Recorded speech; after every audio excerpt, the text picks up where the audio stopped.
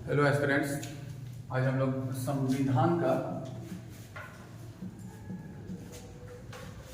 एक टॉपिक देखेंगे, संवैधानिक विकास।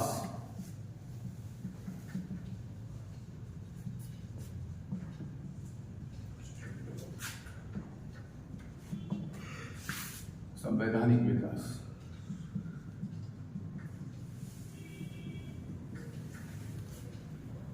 इसको शुरू करने से पहले एक चीज हम लोग ये देखें कि जो संविधान होता है वो नियम की पुस्तक है। वो नियम जिसके द्वारा पूरे सरकार की व्यवस्था चलता है और जो देश में रूल ऑफ लॉ की स्थापना करता है, कानून का शासन, जिसमें यह चीज होता है कि इस व्यवस्था में सर्वोपरि कानून होता है। हर व्यक्ति से, हर संस्था से ऊपर कानून है और यही जो संविधान होता है हर किसी को अधिकार देता है और उस अधिकार पर अंकुश भी लगाता है। सर्वोपरि होता है इस शासन में। तो ये जो शासन जो होता है संविधान, प्रजातांत्रिक व्यवस्था में बहुत जरूरी होता है, क्योंकि प्रजातंत्र में शासन चलाने के लिए जिसको भी आदमी ने चुना है वो एब्सोल्यूट पावर नहीं एंजॉय करता है। हर किसी को गाइडेड होना है संविधान से। संविधान ही उसको अधिकार देता है, संविधान ही उनके अधिकारों पर अंकुश भी लगाता है। तो इस तरह से यह सुनिश्चित होता है कि शासन व्यक्ति का नहीं, कानून का है, वही सर्वोपरि है, रूल ऑफ लॉ। तो ये आप लोग जानते हैं कि भारत का संविधान 26 जनवरी 1950 से लागू हुआ, अधिकांश प्रावधान, जबकि बन के तैयार हुआ था संविधान सभा द्वारा 26 नवंबर 1949 में। लेकिन ये जो डॉक्यूमेंट बना है वो एक दिन उसका या एक छोटे, जब से जो संविधान सभा का अगर हम लोग कहें, कैबिनेट मिशन भारत आया 1946 में, फिर उसके बाद निर्वाचन हुआ 6 दिसंबर 1946 को। संविधान सभा के निर्वाचन की प्रक्रिया पूरी हुई 9 दिसंबर 1946 को, फिर वो पहला बैठक हुआ। लेकिन इतना ही प्रयास जो उसका परिणाम नहीं है संविधान, बल्कि उससे पहले भी बहुत से ऐसे डेवलपमेंट हुए थे जो भारत के इस संविधान निर्माण को प्रभावित किया। तो जैसे जो अगर हम लोग कहें जैसे कैसे, तो ये जो शुरू हुआ था विकास का प्रक्रिया, वो ब्रिटिश शासनकाल में शुरू हुआ था। जब ब्रिटिश शासनकाल में ही शुरू हुआ, जैसे इस संविधान की बात करें जो 1950 का है, वो बहुत ज्यादा प्रभावित था जो ब्रिटिश शासन ने बना था गवर्नमेंट ऑफ इंडिया एक्ट 1935। ये का एक्ट से उसके अधिकांश प्रावधानों का समावेश किया। ये 1935 का एक्ट प्रभावित था गवर्नमेंट ऑफ इंडिया एक्ट 1919 से। उसमें कुछ सुधार हुआ साइमन कमीशन रिपोर्ट के आधार पर। फिर उससे पहले भी कानून आए थे, जिससे जो इंडियन काउंसिल एक्ट था 1909 का, इंडियन काउंसिल एक्ट 1892 का। तो ये सारा जो है कानून पहले का दूसरे कानून को प्रभावित किया और इस तरह से जो पहले जो कानून बने थे सब ने आगे चलकर एक दूसरे को प्रभावित किया है और हम लोग को एक फाइनल डॉक्यूमेंट के रूप में मिला है संविधान, जो स्वतंत्रता प्राप्ति के पश्चात देश के लिए लागू किया गया। तो हम लोग ट्रेस करेंगे कॉन्स्टिट्यूशनल डेवलपमेंट में उन सब कानून को जो भारत में बने थे और जो इस तरह से रूल ऑफ लॉ के कंसेप्ट को लाए थे, उन्हीं सब डेवलपमेंट का हम लोग यहाँ पे चर्चा करेंगे। तो इस संवैधानिक विकास की प्रक्रिया में अगर हम लोग कहें, सबसे पहला जो कानून जिसका हम लोग यहाँ चर्चा करेंगे वो है रेगुलेटिंग एक्ट।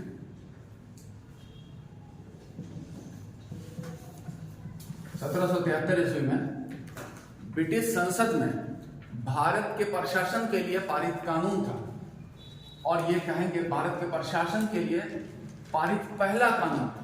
और इस तरह से कह सकते हैं ये पहला कानून था जो भारत में रूल ऑफ लॉ की अवधारणा को लाया था।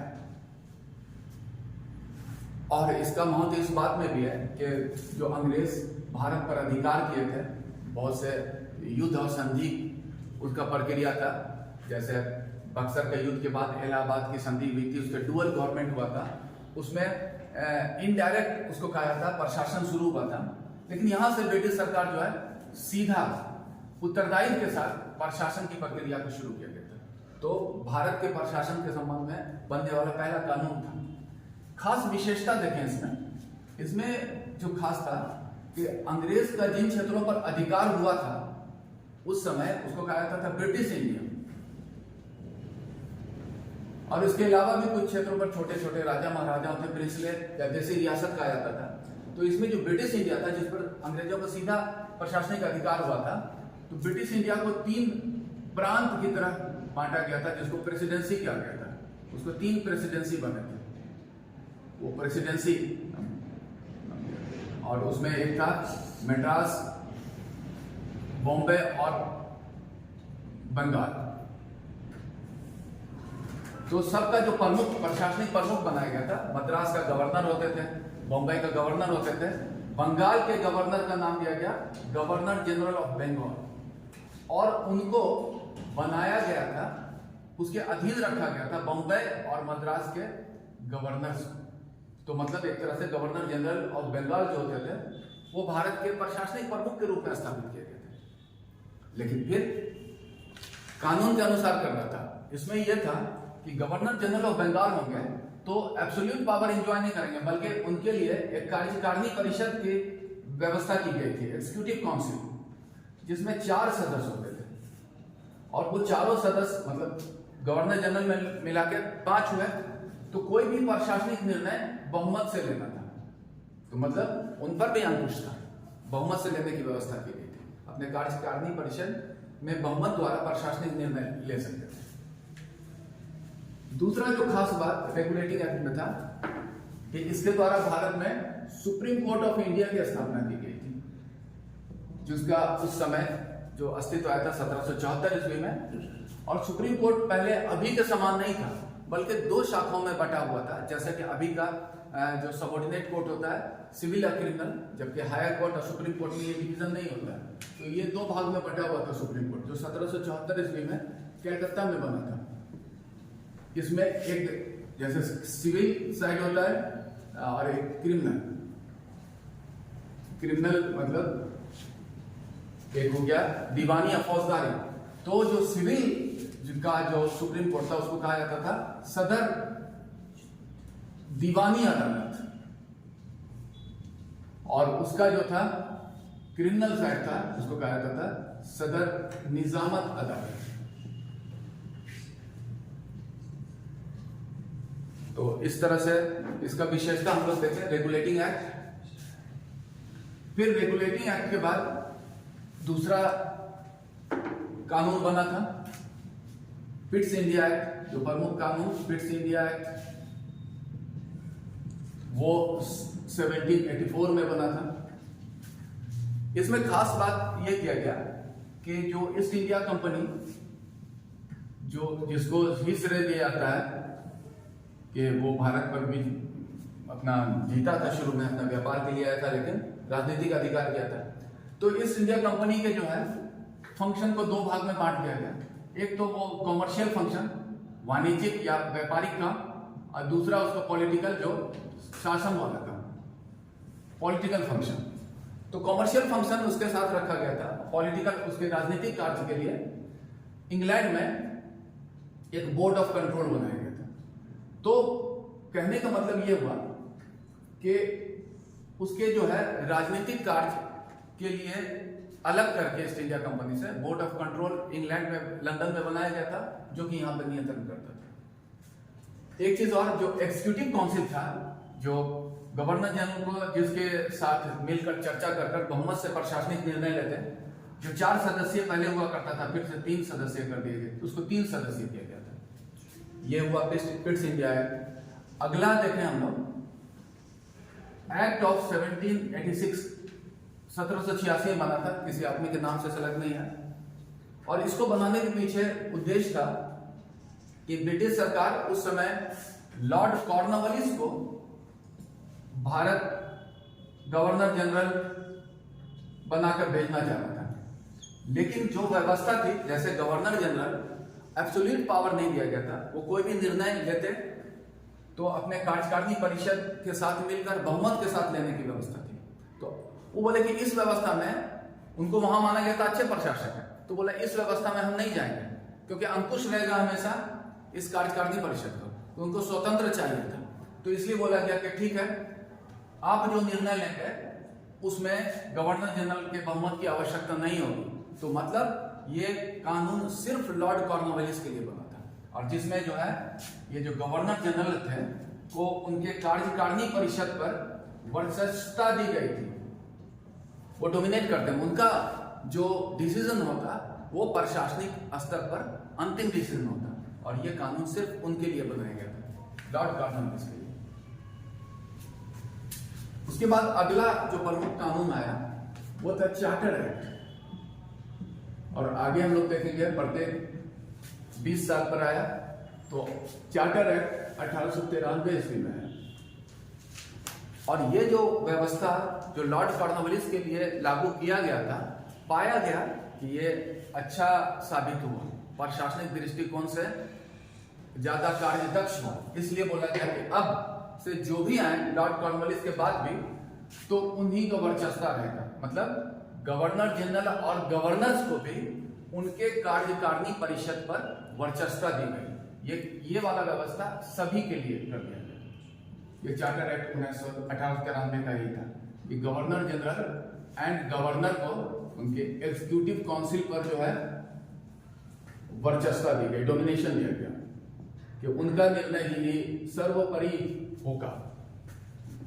नेक्स्ट है चार्टर एक्ट, हर 20 साल पर आया, 4 है, इसलिए अगला हम लोग देखेंगे चार्टर एक्ट।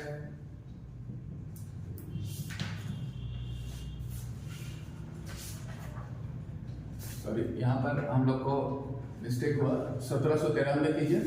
अब आया चार्टर एक्ट 1813। चार्टर एक्ट 1813, वो साल 1813 का जो एक्ट है उसमें जो खास बात रहा कि इस एक्ट के द्वारा जो यहां पर ब्रिटिश सरकार ने ईसाई मिशनरी, क्रिश्चियन मिशनरी जो होते थे, ईसाई मिशनरी को भारत में ईसाई धर्म के प्रचार और प्रसार की अनुमति दी भारत में। ये एक है। और दूसरा जो था कि जब ईस्ट इंडिया कंपनी का गठन हुआ था 1600 ईस्वी में, और वहाँ के जो महारानी ने उसको अनुमति दिया था भारत में व्यापार करने के लिए, तो उसको साथ में ये भी था, मोनोपोली दिया गया था कि कोई दूसरा ब्रिटिश कंपनी भारत में अभी व्यापार करने नहीं जाएगा। तो उसको मोनोपोली राइट दिया था उसको। तो वो एक अधिकार जो था ईस्ट इंडिया कंपनी का समाप्त कर दिया गया। तो मतलब ये हुआ ईस्ट इंडिया कंपनी का जो है का भारत में जो व्यापार का एकाधिकार उसको समाप्त किया गया, का एकाधिकार समाप्त किया गया था। मतलब अब दूसरा कंपनी भी जा सकता है, हालांकि कोई दूसरा कंपनी आया नहीं, लेकिन यहां पर इसका सिर्फ फैक्चुअल इंपॉर्टेंस है कि ईस्ट इंडिया कंपनी का जो भारत में व्यापार का एकाधिकार का समाप्त किया गया। और दूसरा जो इसके साथ इसमें अपवाद सिर्फ ये रखा गया कि सिर्फ इसको छोड़कर चाय का व्यापार, टी का जो ट्रेडिंग होता है वो ईस्ट एशियन कंट्रीज से, भारत के जो पूरब में और चीन से, वो छोड़कर वो कोई दूसरा कंपनी नहीं कर सकता। T trading with China and east Asian countries, east Asian countries और चाइना से जो चाय का व्यापार में उसी का रहेगा। नेक्स्ट है चार्टर एक्ट 1833। इसमें जो खास व्यवस्था लागू किया गया इस एक्ट के द्वारा कि जिसको भारत का प्रमुख कहलाते थे गवर्नर जनरल ऑफ बंगाल, उस नामकरण को बदल कर रख दिया गया गवर्नर जनरल ऑफ इंडिया। और अधिकार तो लगभग वैसा ही रखा गया, उसका नोमेनक्लेचर चेंज हुआ गवर्नर जनरल ऑफ बंगाल से। और इस नोमेनक्लेचर के साथ इस पद पर आसीन होने वाले पहले व्यक्ति थे लॉर्ड विलियम बेंटिंग, और गवर्नर जनरल ऑफ बंगाल का के जो हेड हुए थे वो वॉरेन हेस्टिंग्स थे। तो खैर तो इस तरह से गवर्नर जनरल ऑफ इंडिया बना। और यह भी कहा जाता है कि इस तरह से पहली बार गवर्नमेंट ऑफ इंडिया जिसको कहते हैं उसका अस्तित्व आया था। गवर्नमेंट ऑफ इंडिया आया और उसके हेड बने थे गवर्नर जनरल ऑफ इंडिया। उसके बाद एक चीज और हुआ कि जो एग्जीक्यूटिव काउंसिल था, जिसकी सलाह से गवर्नर जनरल अपने कार्यों को पूरा करते थे, जो पहले 4 था, उसके 3 हुआ पिट्स इंडिया एक्ट में, उसको फिर 3 में एक और सदस्य जोड़ा गया। और ये एक सदस्य जोड़ा गया था विधि सदस्य, लॉ मेंबर। विधि सदस्य का जो काम होता था कि जो प्रशासनिक कार्य करते थे जो गवर्नर जनरल अपने कार्यकारिणी परिषद के साथ, तो एक तरह से मंत्री परिषद के जैसा व्यवहार करते थे। सब मिलकर प्रशासन कर रहे हैं कलेक्टिवली। लेकिन जैसे अभी सोचे कि उस काम करने से पहले विधान पालिका में चर्चा होता है, नीति निर्धारण किया जाता है और चर्चा के अनुसार फिर मंत्री परिषद उसको लागू करते हैं। तो इसमें चर्चा के लिए जो जब बैठते थे तब लॉ मेंबर बैठते थे, प्रशासन के लिए तो वही बैठते थे, यही 3। लेकिन जब चर्चा के लिए तो विधान पालिका की तरह समझिए चर्चा के लिए, तो यही एक एक्स्ट्रा होते थे, तो ये लॉ मेंबर। तो एक तरह से कह सकते हैं कि प्रारंभिक स्वरूप विधान पालिका का स्थापित हुआ था यहाँ पर इस एक्ट के द्वारा। लॉ मेंबर जोड़ा गया, फिर यहां पर जोड़ा गया कि एक इसके द्वारा कि उच्च सिविल सेवा, ईस्ट इंडिया कंपनी के उच्च पद, ईस्ट इंडिया कंपनी के उच्च पद पर भारतीयों को पहले रिस्ट्रिक्शंस था, भारतीयों को निचला पद दिया जाता था प्रशासन में, लेकिन अब उच्च पद भारतीयों के लिए खोल दिए गए थे। फिर यहां पर है विधि आयोग, लॉ कमीशन का गठन किया गया और उसको भारत में कानून का कोडीकरण, कोडिफिकेशन का उत्तरदायी सौंपा गया, जिसका परिणाम हुआ था 1861-62 में। बाद में आईपीसी और सीआरपीसी, जिसको कहते हैं Indian penal code, criminal procedure code, ये सब बनाया गया था, जिसके द्वारा तो ये विधि आयोग की स्थापना की गई थी। तो ये सब कुछ खास बात 1833 के एक्ट के द्वारा हुआ था। उसके बाद फिर आया चार्टर एक्ट 1853।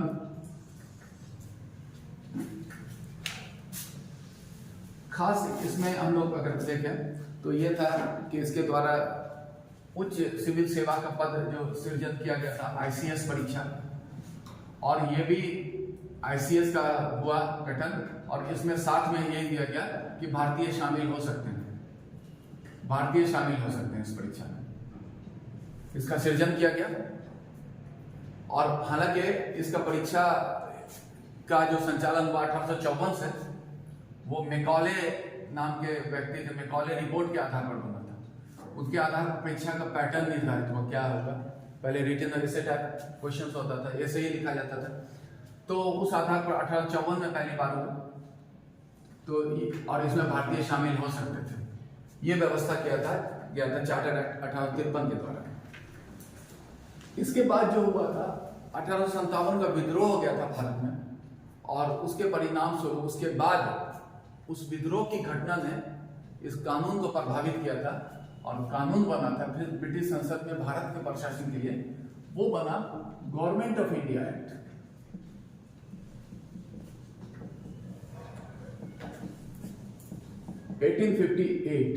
उसको कहते हैं भारत सरकार अधिनियम कह सकते हैं।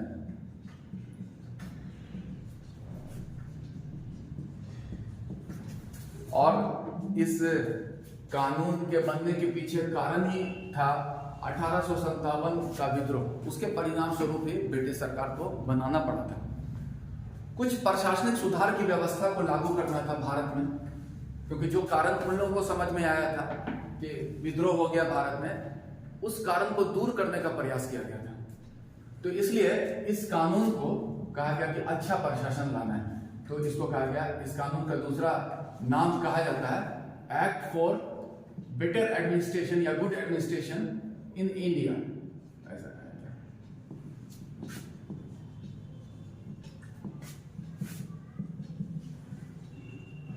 Government of India act 1858 Bharat में बेहतर प्रशासन का नियम है। विशेषता देखें इसका, इसके द्वारा जैसे हम लोग देखें, ईस्ट इंडिया कंपनी खत्म कर दिया गया, समाप्त उसका अस्तित्व। दूसरा, अब भारत का प्रशासन, पहले था कि ईस्ट इंडिया कंपनी करता था, अब बोला कि नहीं, ईस्ट इंडिया कंपनी ने वो चला गया ब्रिटिश ताज के अधीन, ब्रिटिश क्राउन। मतलब ये हुआ कि अब वहां की महारानी जो इंग्लैंड का भी शासन करती थी, भारत का शासन करेंगे, तो ब्रिटिश ताज। और यहां पर कहेंगे कॉन्स्टिट्यूशनली, कानूनी रूप से भारत जो है इंग्लैंड का कॉलोनी बना था, उपनिवेश, गुलाम देश कानूनी रूप से बना था। मतलब इंडिया का इंडियन एडमिनिस्ट्रेशन जो है वो डायरेक्ट चला गया under the hand of British crown, British ताज के अधीन चला गया। तब इन स्ट्रिक्ट लीगल सेंस कहेंगे कि भारत जो बना था इंग्लैंड का उपनिवेश बन गया था, उपनिवेश, कॉलोनी बना इस एक्ट के द्वारा। ये हुआ ब्रिटिश क्राउन में चला गया। और अब उत्तरदायी था वहां के क्राउन का कि शासन चला है, तो वहां जैसा व्यवस्था चल रहा था कि हर उत्तरदायी को पूरा करने के लिए मंत्री परिषद के मंत्री होते थे, तो वहां पर उसके लिए एक भारत मंत्री की नियुक्ति की गई। ब्रिटिश कैबिनेट में एक मंत्री नियुक्त किया गया, उसका नाम था, वो कहा गया भारत मंत्री, या उसको कहते हैं secretary of state, secretary of state, जिसका जैसे विभाग होता है, बांटा जाता है वहां के मंत्रियों में, जैसे उद्योग विभाग, रक्षा विभाग और भी विभाग, विदेश विभाग, तो ऐसे भारत एक विभाग बनाया गया था, उसके एक मंत्री बनाए गए। और मंत्री जो होता है वो रिस्पॉन्सिबल होता है अपने कार्यों के लिए कैबिनेट के प्रति और अपने संसद के प्रति, तो वो जवाब देना होता था। यही हो गया उत्तरदायी। और जिसके अधीन रखा गया था भारत के प्रशासनिक प्रमुख को, और उस प्रशासनिक प्रमुख को अब कहा जाने लगा था वायसराय, क्योंकि अब वो इसके एक प्रतिनिधि के रूप में काम कर रहे थे। तो यहां से इस तरह से शुरू हुआ वायसराय। उसको एडमिनिस्ट्रेटिव इंस्ट्रक्शन मिलता सेक्रेटरी ऑफ स्टेट से, क्योंकि सेक्रेटरी ऑफ स्टेट को ब्रिटिश संसद में जवाब देना होता था अपने कार्यों के लिए। तो यही व्यवस्था लागू हुआ गवर्नमेंट ऑफ इंडिया एक्ट 1858 से। फिर इसके बाद अगला कानून बना, उसको कहते हैं इंडियन काउंसिल एक्ट 1861, जिसको कहते हैं भारत परिषद अधिनियम।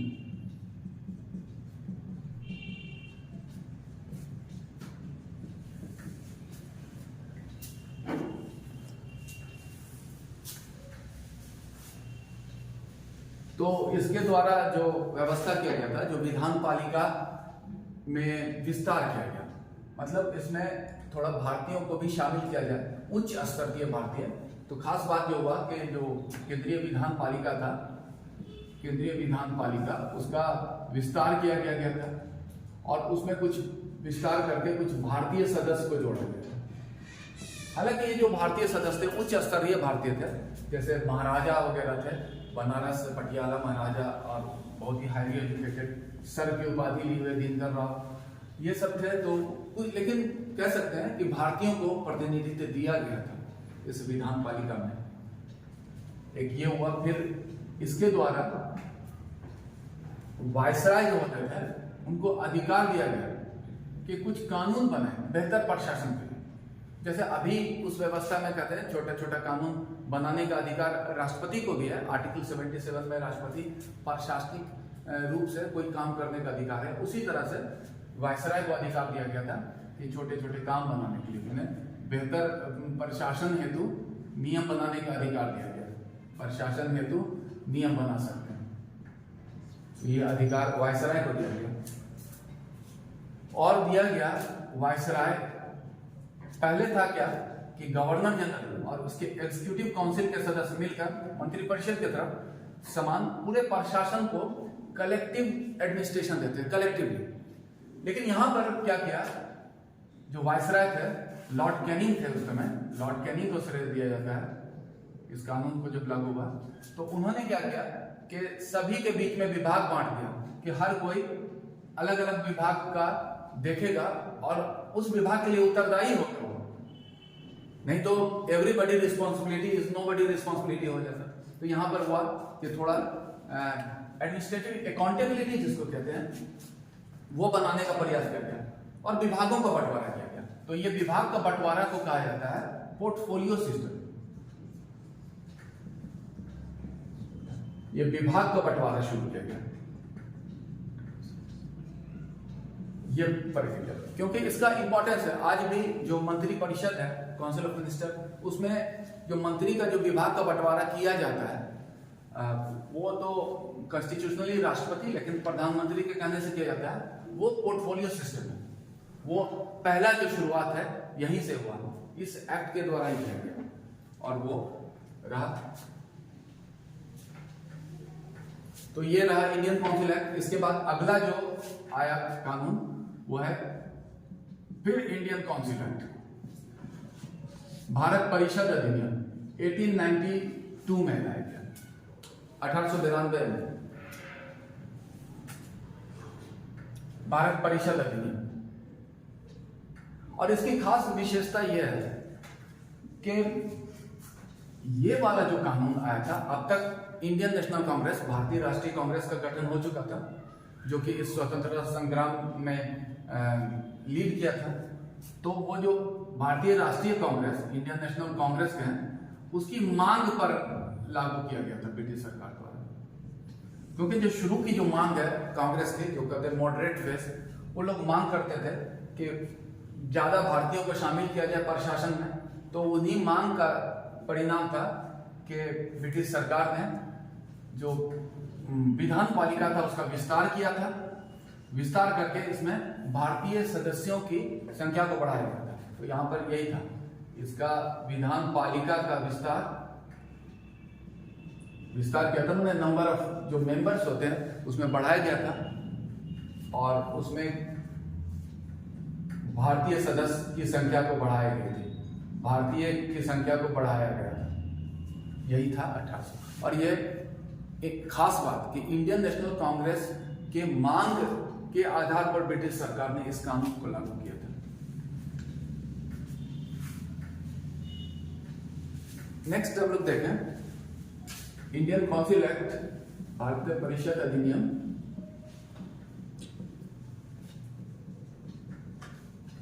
1909। इसको कहते हैं इंडियन भारत परिषद अधिनियम, या इसको कहा जाता है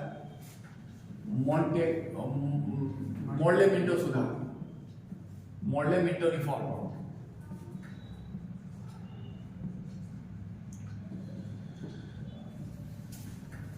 ये मोर्लेमिंटो इसलिए कि उस समय ये भारत मंत्री थे और लॉर्ड मिंटो जो थे उस समय वायसराय थे, तो दोनों के नाम से। और उसमें ये जो सुधार की प्रक्रिया शुरू हुई थी कि प्रशासन में भारतीयों को थोड़ा ज्यादा जगह दिया जाए, और इसके लिए इंडियन नेशनल कांग्रेस मांग भी कर रहा था। तो उसकी मांग को कुछ हद तक फिर ब्रिटिश सरकार ने मांगा था और इसमें हुआ था क्या, विधान पालिका का विस्तार किया गया था। फिर विधान पालिका का विस्तार करके, विस्तार करने का मतलब नंबर ऑफ मेंबर्स जो होते हैं उसको बढ़ाया गया था और विस्तार करके इसमें भारतीय सदस्यों की संख्या बढ़ाई गई थी, भारतीय सदस्य अधिक बनाए गए। और उन भारतीयों में कुछ सदस्य का निर्वाचन करना था, निर्वाचन भी करने के लिए। और निर्वाचन के लिए फिर एक अलग मुस्लिम्स के लिए, उसमें बोले जो मुस्लिम्स होंगे वो अलग करेंगे, बाकी एक जनरल होंगे। मुस्लिम्स के लिए अलग मतपत्र बनाया गया, उसको कहा गया कॉमनल इलेक्टोरेट या सेपरेट इलेक्टोरेट, ऐसे कहा जाता है। कॉमनल इलेक्टोरेट या सेपरेट इलेक्टोरेट, मतलब ये हुआ कॉमनल मतलब सांप्रदायिक मतपत्र बनाया गया, और या फिर इसको कहा पृथक मतपत्र। तो कहने का ये मतलब है कि पृथक मतपत्र की व्यवस्था को लागू किया। और पृथक मतपत्र कहने का मतलब ये हुआ कि मुस्लिम्स के लिए अलग मतपत्र, अब बाकी एक जनरल रखा गया इसमें अलग। तो इस तरह से कम्युनलिज्म को बढ़ावा देने का प्रयास किया गया था, क्योंकि ब्रिटिश सरकार की नीति थी डिवाइड एंड रूल, और इन्हीं को माना जाता है कम्युनलिज्म के पितामह लॉर्ड मिंटो। तो ये हुआ इंडियन काउंसिल एक्ट। नेक्स्ट है, इसके बाद अगला जो कानून है government of India act, Bharat सरकार अधिनियम।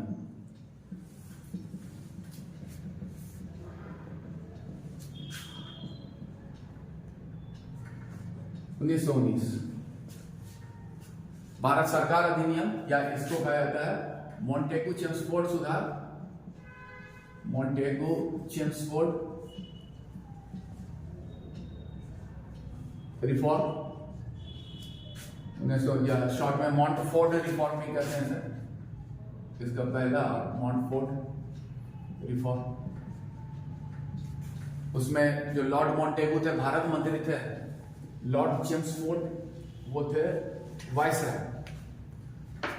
और इस कानून का पृष्ठभूमि ये रहा कि उस समय फिर से कांग्रेस एकीकृत हुआ था, यहाँ पर होम रूल आंदोलन चला था, जो कि बाल गंगाधर तिलक और एनी बेसेंट, और उन आंदोलन का प्रभाव ही था कि ब्रिटिश सरकार इस कानून को बनाया था, जिसके द्वारा उसमें जो एक मॉन्टेगू घोषणा हुई थी 1817 में, वहां ब्रिटिश संसद में 20 अगस्त को, भारत में ब्रिटिश सरकार का लक्ष्य है कि भारतीयों की भागीदारी प्रशासन में अधिक बढ़ाना, ताकि भारत में उत्तरदायी सरकार के लक्ष्य को प्राप्त किया जा सके। तो एक कंसेप्ट आया था उत्तरदायी सरकार, रिस्पॉन्सिबल गवर्नमेंट।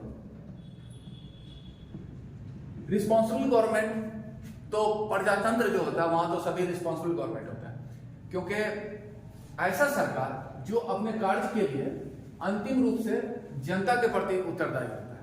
जैसे अभी का सरकार उत्तरदायी सरकार है, क्योंकि जैसे भी काम कर रहे हैं फाइनली उनको जनता के पास 5 साल में जाना पड़ेगा, तो अपने काम के लिए अल्टीमेटली जनता के प्रति उत्तरदायी है। तो यही हुआ रिस्पॉन्सिबल गवर्नमेंट। तो बोला कि भारत में ब्रिटिश सरकार का लक्ष्य है कि रिस्पॉन्सिबल गवर्नमेंट स्थापित करें, और इसी लक्ष्य को पूरा करने के लिए उन लोगों का जो प्रोजेक्टेड लक्ष्य था, बोला कि इस कानून को लाएं, तो वो कानून लागू हो। और इस कानून के द्वारा जो भारत में लागू व्यवस्था जो हुआ, उसका नाम दिया गया है डायरेक्टिव, जिसको कहते हैं द्वैध शासन। तो कह सकते हैं मॉन्टेगू चेम्सफोर्ड सुधार द्वारा भारत में द्वैध शासन की व्यवस्था को लागू की गई थी। अब ये जो डायरेक्टी या द्वैध शासन है, उसको हम लोग डिफाइन करते हैं कि ये था क्या, और इसमें उत्तरदायी सरकार का लक्ष्य जो बताया था कि ब्रिटिश सरकार यहां पर प्रारंभ करेगा, तो वो कैसे। तो ये जो डायरेक्टी की व्यवस्था के अंतर्गत इसमें क्या किया गया था, प्रशासन का जो विषय होता है, प्रशासन का विषय सब्जेक्ट ऑफ एडमिनिस्ट्रेशन, जैसे अभी है सब्जेक्ट ऑफ एडमिनिस्ट्रेशन को क्लासिफाई किया गया 3 सूची में, केंद्र की सूची, राज्य की सूची, संवर्ती सूची, सभी में अलग अलग आइटम्स है। वही है, कुछ केंद्र के जिम्मे, कुछ राज्य के जिम्मे, कुछ दोनों नियम बना सकता है। तो यहाँ पर जो प्रशासन का विषय था, उसी तरह से 2 भाग में बांटा गया था। एक केंद्र की सूची, सेंट्रल लिस्ट बनाया गया था, केंद्रीय सूची, और एक जो था प्रांतीय सूची, प्रोविंशियल लिस्ट, प्रांतीय सूची। इसमें जो विषय का उल्लेख था सेंट्रल लिस्ट पर, क्योंकि जो होता है नियम बनाने का अधिकार, प्रशासन करने का अधिकार, तो इस पर नियम बनाने का अधिकार तो दिया गया था वायसराय को और उनके एग्जीक्यूटिव काउंसिल को। वायसराय मतलब अलॉन्ग विथ हिज कार्यकारिणी परिषद। और प्रोविंशियल लिस्ट जो प्रांत को सौंपे गए थे काम प्रशासन के, उसको फिर 2 भाग में बांटा गया था, 2 श्रेणी में बांटा गया था। एक को कहा गया था रिजर्व, आरक्षित, और दूसरे को कहा गया था ट्रांसफर, हस्तांतरित।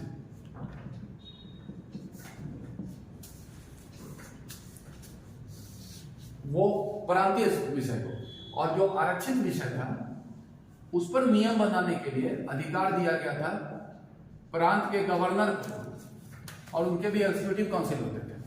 जबकि ट्रांसफर्ड विषय पर नियम बनाने के लिए बोला गया था कि एक प्रांतीय विधान पालिका बनेगा, प्रोविंशियल लेजिस्लेटिव काउंसिल बनेगा, मतलब उसको कहें प्रांतीय विधान पालिका, और वो विधान पालिका का सीधा निर्वाचन होगा जनता के द्वारा, प्रत्यक्ष निर्वाचन होगा, प्रत्यक्ष निर्वाचन। तो मतलब प्रत्यक्ष निर्वाचन। लेकिन एक बात था, इसमें भी मत पत्र अलग किए गए थे। मत पत्र जैसे पहले तो मुस्लिम के लिए अलग ही था, लेकिन इसमें और भी, क्योंकि वो और भी विभाजन करना था उसको, ऐसा उसका लक्ष्य रहा होगा। मुस्लिम के लिए अलग किया, सिख के लिए अलग किया, क्रिश्चियन के लिए अलग किया, और अदर्स जो रखा, बचे जो सब एक में।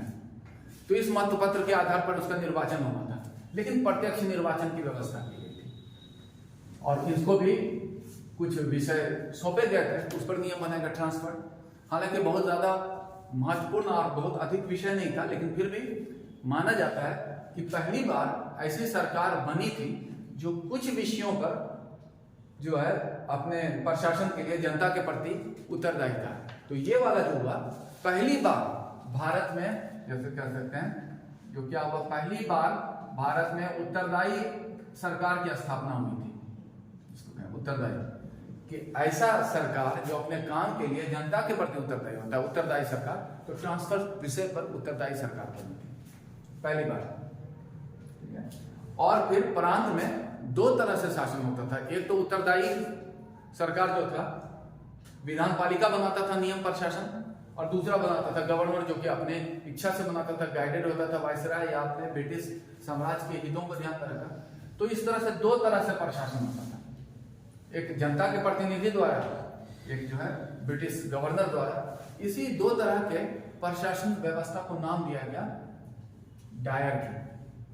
तो प्रांत स्तर पर था डायरकी। तो ये बना था इसका डायरकी, जिसको कहें वो था।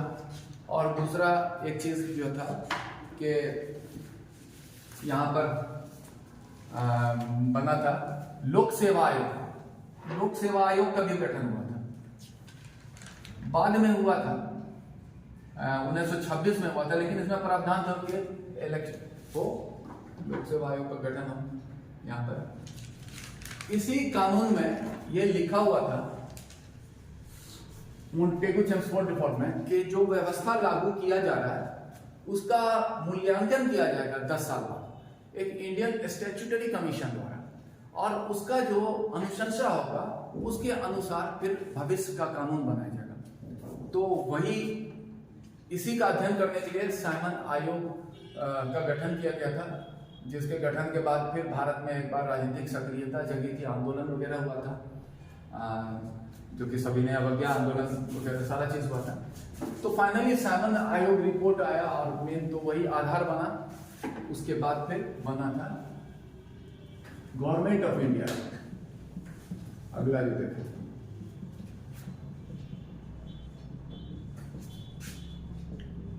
uh, 1935 भारत सरकार अधिनियम 1935,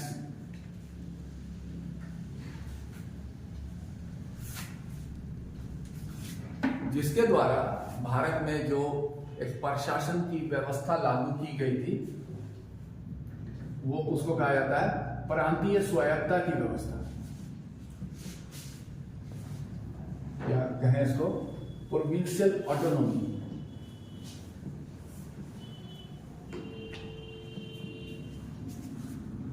तो ये जो प्रोविंशियल ऑटोनॉमी है, इसका कंसेप्ट क्या है, ये चीज देखते हैं हम लोग। इसमें फिर ये किया गया था कि जो प्रशासन का विषय था उसको दो भाग में बांटा गया था। जैसा कि पहले हम लोग देख चुके हैं मोंटेगू चेम्सफोर्ड सुधार के अंतर्गत ये सेंट्रल लिस्ट और प्रोविंशियल लिस्ट।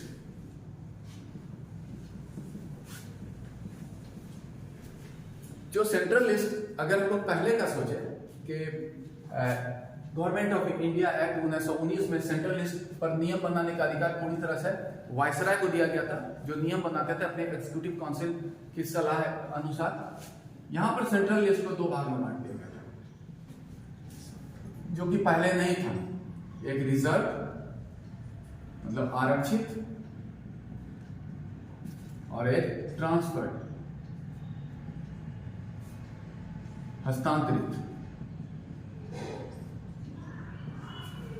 और जो आरक्षित विषय थे उस पर नियम बनाने का अधिकार दिया गया था वायसराय को, वो अपना बनाते। लेकिन ट्रांसफर्ड विषय पर नियम बनाने के लिए अधिकार दिया गया था केंद्रीय विधान पालिका, जिसमें जनता द्वारा चुने गए प्रतिनिधि होते। केंद्रीय विधान पालिका को जिसका निर्वाचन किया जाना होता था।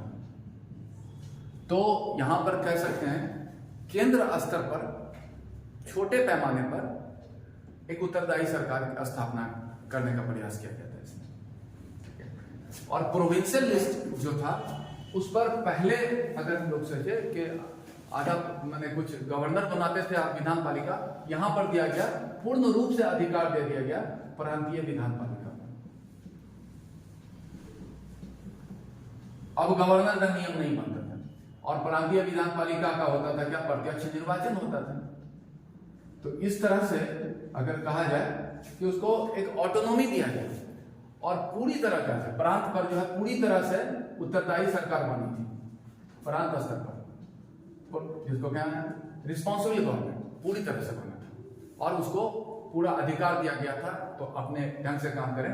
इसलिए एक स्वायत्त प्रांत की स्थापना की थी यहां पर हुआ। अगर कहें भारत में स्वायत्त प्रांत की स्थापना जो हुई तो वो हुआ गवर्नमेंट ऑफ इंडिया एक्ट 1935 के द्वारा स्वायत्त प्रांत की स्थापना। और ये जो स्वायत्त प्रांत बना तो ये एक फीचर्स है प्रशासन का कि जब प्रांत जो होता है स्वायत्त रूप से काम करता है, केंद्र सरकार से अलग होगा, तो उस प्रशासनिक व्यवस्था को कहा जाता है संघीय व्यवस्था या फेडरल सिस्टम ऑफ गवर्नमेंट। तो अगर कहा जाए भारत में जो है संघीय व्यवस्था की नींव पड़ी थी, जैसे कि अभी का जो भारत का प्रशासन है वो संघीय प्रशासन है। तो संघीय व्यवस्था की अगर नींव पड़ी भारत में पहली बार तो वो गवर्नमेंट ऑफ इंडिया एक्ट 1935 द्वारा संघीय व्यवस्था की नींव पड़ी थी। और संघ में होता है जैसा, तो क्या हुआ व्यवस्था कि प्रांत बिल्कुल स्वायत्त हो गया और केंद्र में क्या हुआ, दो प्रकार से शासन हुआ। तो इसलिए इसको कहा जाता है जो सिस्टम ऑफ एडमिनिस्ट्रेशन को इंट्रोड्यूस किया गवर्नमेंट ऑफ इंडिया, तो केंद्र में द्वैध शासन की व्यवस्था को शुरू किया था। ये हुआ है। और यहां पर संघ होता है तो सब स्वायत्त यूनिट ऑफ एडमिनिस्ट्रेशन के रूप में काम करता है हर प्रांत। और उसमें अगर किसी तरह का जो संघ की इकाई के बीच में मतभेद हो तो उसका निपटारा करने के लिए संघीय न्यायालय होता है। ये एक नॉर्मल सिस्टम है, जहां भी संघीय व्यवस्था है वहां पर संघीय न्यायालय भारत में अभी है। तो संघीय न्यायालय के रूप में सुप्रीम कोर्ट ही काम करता है, जो उसका ओरिजिनल जुरिडिक्शन है, मूलभूत मौलिक कार्य क्षेत्र जिसको कहते हैं। तो यहां पर इस संघीय व्यवस्था की नींव पड़ी और इसके लिए यहां पर बना था संघीय न्यायालय की स्थापना की गई, फेडरल कोर्ट की स्थापना जो कि हुई थी 1937 में। ये इस बार हुआ था दिल्ली में। तो अगर हम लोग कहें वर्तमान स्वरूप का जो सुप्रीम कोर्ट है उसकी स्थापना भारत में पहली बार कब हुई थी, तो वो वही था 1937 में। सुप्रीम कोर्ट ऑफ इंडिया का के जो बना था वैसा कुछ अभी सुप्रीम कोर्ट नहीं है, उसका स्वरूप सिविल और क्रिमिनल में नहीं, सब यूनिफाइड है। यहां पर अभी का सुप्रीम कोर्ट वो फेडरल कोर्ट भी है और इस तरह का जो है यहां पर बन था। और जो अब तक का ये जो था गवर्नमेंट ऑफ इंडिया एक्ट 1985 के बारे में कहा जाता है कि ये जो था अब तक का भारत के प्रशासन के संबंध में बनने वाला सबसे व्यापक कानून था और इसका प्रभाव भारतीय संविधान निर्माण में सबसे अधिक पड़ा है। तो ये जो है कह सकते हैं कि सारा डेवलपमेंट है और इसका जो व्यवस्था है बहुत सा अधिकांश भाग को लगभग भारतीय संविधान में रखा गया है। तो इसलिए संविधान निर्माण को ये प्रभावित किया और ये पीछे के कानून से प्रभावित हुआ। और ये जो फाइनल डॉक्यूमेंट हम लोग को कॉन्स्टिट्यूशन के रूप में मिला है, उससे पहले होने वाले जो लीगल डेवलपमेंट थे उसकी हम लोग चर्चा किए। और यहीं पर हम लोग इस टॉपिक को खत्म करते हैं। Thank you.